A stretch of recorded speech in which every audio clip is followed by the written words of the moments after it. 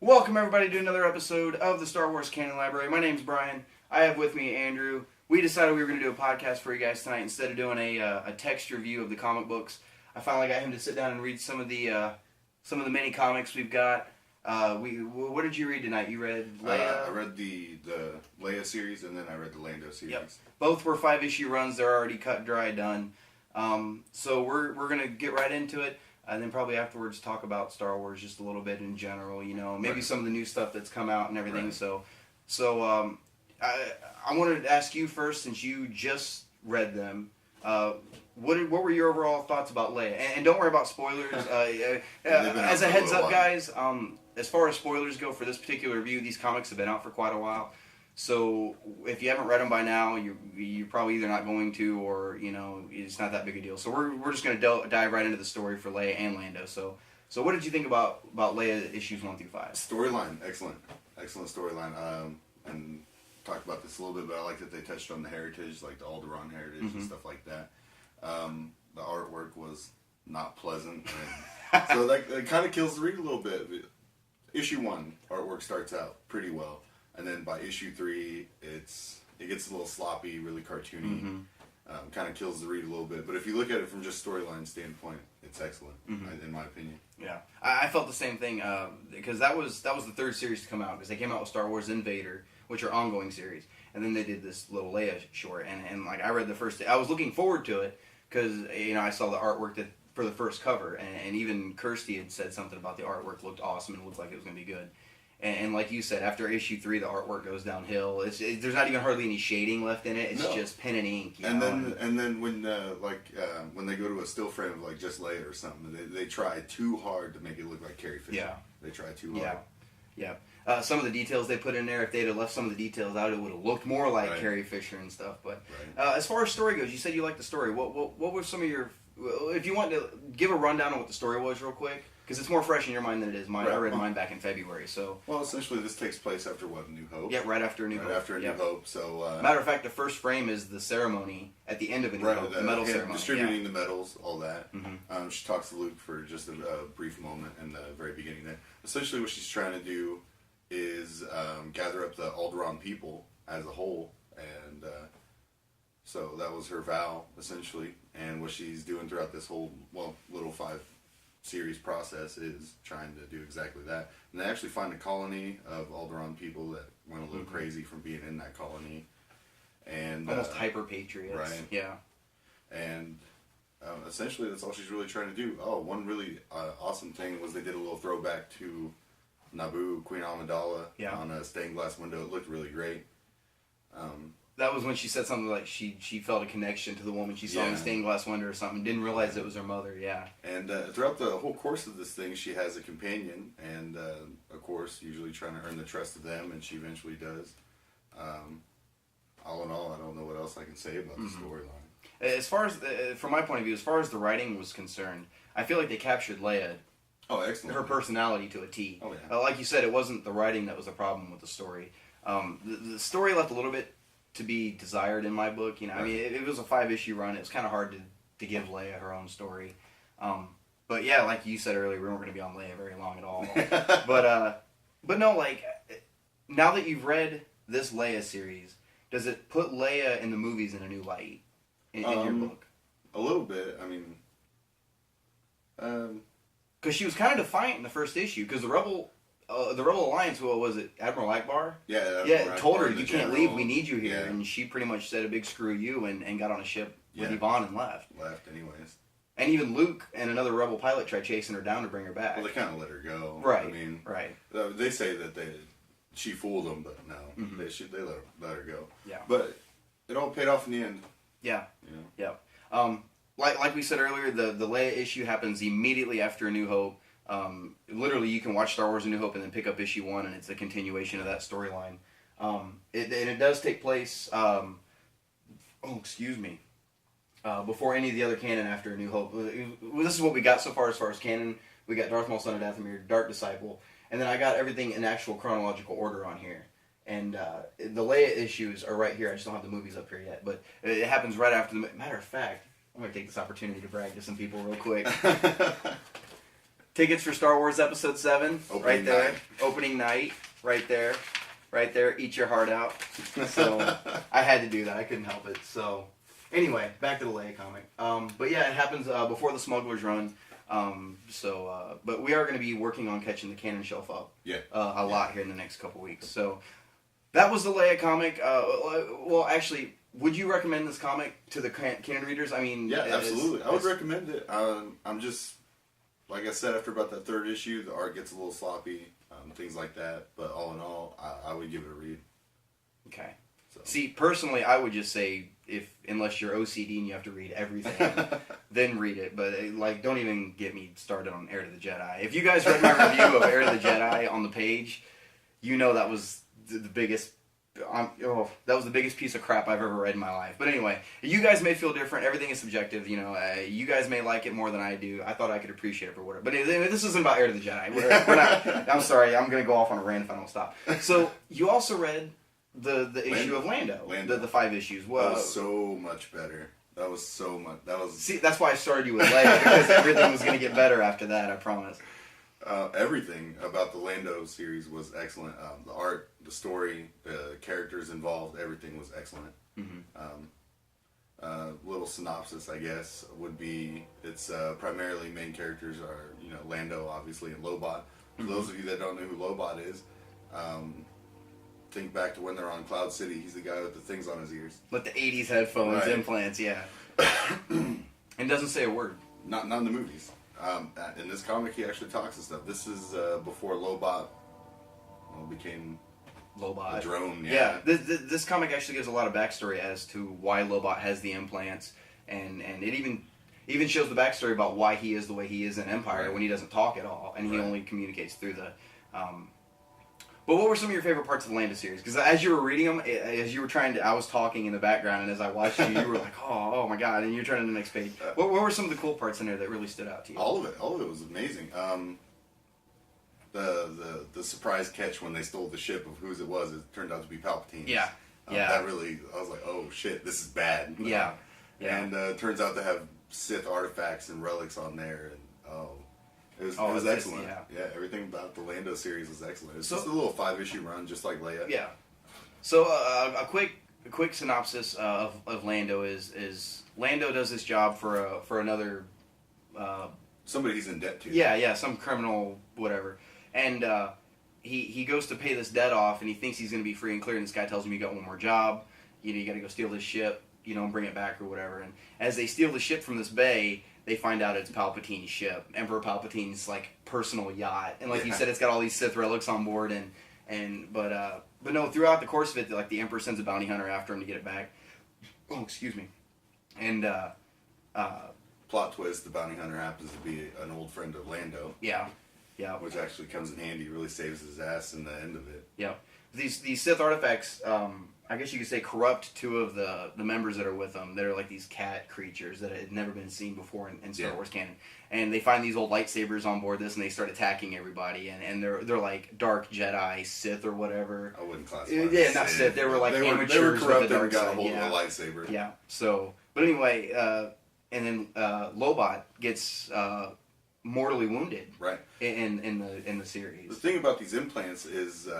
They're they're Imperial implants, so they're constantly trying to take over Lobot's mind, and he has to maintain focus in order to combat that. So when he gets, gravely wounded, it's pretty bad. He took a gut shot, and that took his focus off, so he actually ended up getting taken over by the implants. And succumbing to them, yeah. And that's why Lobot is the way he is. He doesn't talk anymore or anything like that. He's straight cybernetic, so... Oh, man, had a real gut-wrenching speech at the end. Oh, no kidding. The note that he left for Lando at the end, be better than what you have been, stuff like do something with your life, stuff like that. And the artwork stays consistent through all 5 of these issues, unlike the Leia. The Lando series is gorgeous, and it was written beautifully too. You can actually hear Billy D. Williams' voice as you're reading Lando. I read it in Billy D. Williams. Are you kidding me? Oh, it's great. So overall, what did you think about Lando? Oh, 10 out of 10 would read. Buy it. Whatever you need to do, just get it in your system. Definitely. Yeah, absolutely. Definitely. Yeah, if you guys don't know, the Lando series just finished its 5-issue run. It actually ended with the beginning of Chewbacca #1, which we have on order. It should be here sometime this week. So next week we'll be able to review that one. along with Shattered Empire. We've got the first 2 issues, but we don't have the last 2 issues. So those are on the way also, as well as Vader number, I think it's 11. You have not read Star Wars or Vader yet. No, I haven't read either. We'll get there, though. Those, or Kanan. So we'll get to those. You could expect to hear about most of this. Yeah. As far as the novels go, I'll put the reviews up on their cover art on the page. Unless you guys want to hear it from the horse's mouth, I'll give you quick reviews real quick. As a matter of fact, I'm halfway through Dark Disciple. Love it, awesome. Lords of the Sith, easily the best book of the bunch so far. If you guys are trying to get into the Star Wars canon, definitely start with Lords of the Sith. Well, actually, I take that back. Start with Heir to the Jedi, because they only get better from there. Start with Heir to the Jedi, and then everything else will look great. But anyway, Tarkin's really good. A New Dawn is, it's alright. Smuggler's Run, I sat down and read it in 3 hours. And then Heir to the Jedi, it took me 4 months to read. So that should give you a rundown, and then we got the comics up there. But a couple issues have come out, since we're done talking about the comics and review stuff. Yeah. A couple of things have happened as far as news goes. One that I saw today is that movie theaters aren't allowing masks or face paint or blasters or lightsabers at the premiere. They're extremely limiting your cosplay abilities, I should say. And I guess it's justified, but it is really irritating. Yeah, I get why they're doing it with all the theater shootings and stuff that have happened.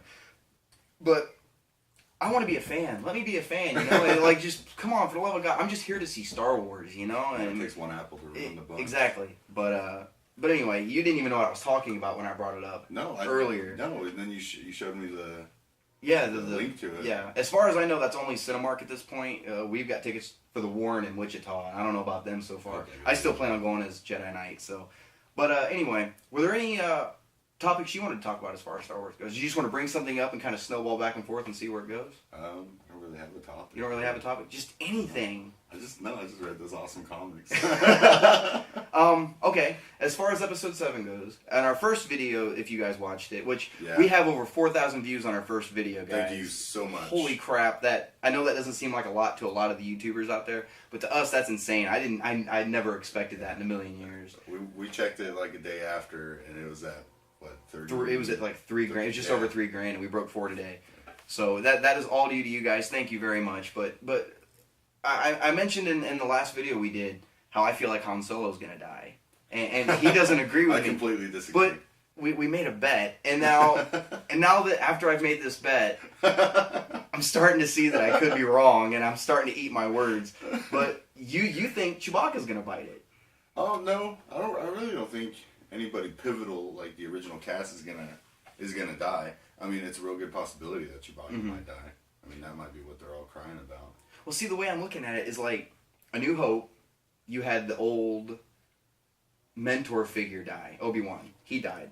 And then in the first movie of the prequels, you had the older mentor figure, Qui-Gon Jinn, die. Right. So it would, in my mind, it only makes like beautiful symmetry of one of the older mentor characters from the last trilogy dying. Well, would you even consider Han a mentor character? Yeah. Yeah. I would. I really don't think they would kill Han off. Not in the first movie. Not in the first one. Fair enough. Because we know it's not Luke. No. We know it's not Luke. The other thing I was going to bring up, I want to hear your thoughts on this. Because there's this rumor going around now. Oh, God. You already know what I'm going to say. Yes. About Luke Skywalker being Kylo Ren. Yes. Dumbest thing I ever heard in my life. How big a piece of crap do you think that is? Like, how pissed are you going to be when you watch The Force Awakens and the mask comes off and it's Luke? It's not going to be, but I'm just saying, hypothetically speaking. Okay, hypothetically speaking, the main enemy in the entire movie, from what I'm understanding, that's what they've built Kylo up to be. Yeah. Being Luke. Are you kidding me?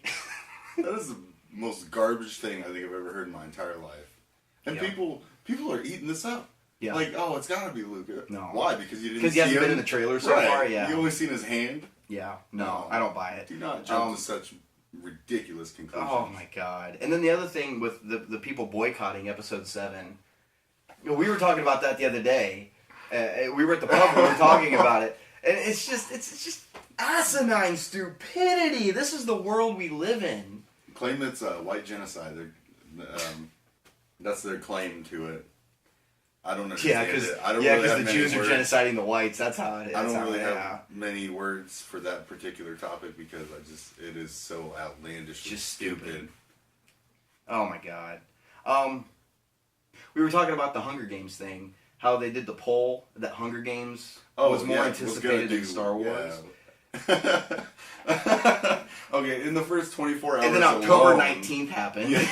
You know, like, oh, just was well over doubled views, didn't it? It's almost 10 times. Oh, the number of views on the trailer is proportioned the same as the ticket sales. Like, it's insane.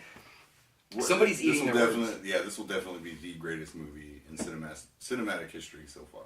I'm hearing, and I mean, it's easy to run with this from people who are in the movie and trying to promote it, but I'm already hearing better than Empire. Oh, dude. And those are bold words. I can dig it though, man. They put it in the creative hands of J.J. Abrams. Mm-hmm. There's nobody on the face of this planet right. that they could have picked better. There's just no one. See, and as immature as it sounds, I got into an argument on Facebook a couple of days ago with this ignorant person. If you're watching, you're ignorant. I'm just saying. He tried telling me on a comment thing where everybody could freaking see it. Said there were interviews and everything of him saying this. That J.J. Abrams has been working on Star Wars Episode 7 for the last 10 years. And then he says he's wanted to do Star Wars for 10 years. What director hasn't wanted to do Star Wars their whole life? It's one of the most iconic names in movies. If not the most iconic. Yeah, who wouldn't want to get their hands on it? But it's just a matter of, like I said, you couldn't have picked anybody better than J.J. But I mean, look what he did with the Star Treks. For crying out loud. I was never a Trekkie big a Trekkie until those came along. But watching those movies made me want to go back and watch, the classic series with Kirk and Spock, and especially after Leonard Nimoy died. Oh, yeah. I had to go back and watch them. But yeah, you're right. As far as J.J. Abrams goes, when you first got the news back in 2012 that Disney had bought Lucasfilm, I was disappointed. You were disappointed. That was the first thing that went through your mind. Yeah, I was like, Disney? Why? Yeah. Why Disney of all things? But you see Disney's work when they bought out Marvel. Yeah, what they did with Marvel so far has been awesome. Yeah, Disney's been doing excellent with Marvel. Now, there's one thing I am angry about still is about how they destroyed all old canon. And I can understand. They want a clean slate. Right. Well, the EU also had so many contradictions and nothing added up the way it was supposed to. And when you have so many people contributing to such a vast universe, it's bound to happen. Well, it got to the point too where they were doing like 30 some odd novels a day as far as transcripts go. It was insane. I mean, I used to keep up on the EU like I do the canon now, and I got past 300 books and I just couldn't keep up with this shit. There's anymore. No way. I just couldn't. I'd be 4 chapters into the next book, and the next 3 are already out. I physically could not keep up with them. With old EU, anybody was pretty much allowed to put whatever they wanted in. Yeah. So of course it was hard to keep up, let alone fan fiction. Jesus. Now, are there any aspects from the EU you want to see brought into actual canon? Because you already know what I'm going to say. Yeah. We've talked about this. Yeah. Bane. Yeah. Darth Bane. Bring Bane back. Drew Karpyshyn, if you're listening, that's the author of the Darth Bane trilogy. Yeah. If you're listening, if you're watching this right now by some weird chance, for the love of God, start a petition and make the Darth Bane trilogy canon. For the love of God. Because apparently the Rule of Two is still a thing. All that. Because Darth Bane was in Clone Wars, and that is canon. So, I mean... So, that's all still a thing, so just bring us Bane back. Oh my God, please. If they came out tomorrow and said that book trilogy was canon as it was... I'd be happy. I'd be so happy I could put those books on this shelf. Like, I would they would fit beautifully on there. But... Even if, like what you said last night when we were talking about it, last night or the night before, even if they took it and reworked it a little bit, and changed the color, like updated it a little bit, to make it fit a little better. Did you ever play Knights of the Old Republic? Of course. Both of them? I don't know if I played 2, but I know I played 1. Oh my God. Okay. The same guy that wrote the Bane trilogy had a huge hand in creating Revan and that whole story arc of Knights of the Old Republic 1 and 2. And there's talk... I don't know how true this is, everybody. Don't run with this. I'm just saying there's talk of them rebooting Knights of the Old Republic. Mm-hmm. And if they do, that puts it under the canon umbrella. As far as Revan goes and the star maps. I also read an article that they were not going to revive Knights of the Old Republic. Really? Okay. See, there's a lot of... We're going back and forth. Yeah. So. Would it be great? Yes. Oh my God, yes. But does Disney want to attach themselves to something like that? I don't know. I don't know. And see, the other thing that really it just flat out pisses me off is when people are saying, "Oh, Disney's doing Star Wars now." Disney is not doing Star Wars. No. It's still Lucasfilm. Yeah. It's just Lucasfilm is owned by a different guy. Right. That's all. They're a different entity. That's all it is. Lucasfilm is still doing Star Wars. It just doesn't have George Lucas. That's the only turn. Disney bought the name. Disney bought everything else, and they kind of just let them do their thing. Mm-hmm. Fair enough. So, I guess that's it. As usual, please go to Facebook and look up Star Wars Canon Library. If you're not already a fan, please like. And if you have any questions or comments, feel free to let us know. And don't forget you can always email us also at starwarscanonlibrary@gmail.com. We always look forward to hearing from you guys. If you guys like this video, give it a thumbs up. Make sure you subscribe. If you did not like this video, give it a thumbs up. Hit subscribe. And we'll try to do better. and we will do better. We're not as shy as we were in the first Right, video. So the first video was our first run. This is the new set that we have set up for this stuff. So we're still adding to it. We got a couple posters over here we're going to frame and get put up also. So also, we have a GoFundMe going right now. Yep. We have the link on the Facebook page if you guys would like to donate to help get camera equipment or to get the Canon shelf caught up. It would be greatly appreciated. We have a little bit of funding, but nothing serious. But if you guys want to head over there and decide you feel like donating even $5, $10, even $1, everything helps. So it all goes to this shelf right here. So thank you guys for watching. Stay tuned for more reviews. Andrew's going to be reading the next batch of comics probably over the next week, and we're gonna have a long video next week. So make sure you guys keep an eye out. And as Andrew said, don't forget to go to the Facebook page. Make sure you share it. We're having insane success with the page. Yeah, I really like it. Even more than we thought it was going to be. So until next time, guys, take it easy. May the Force be with you.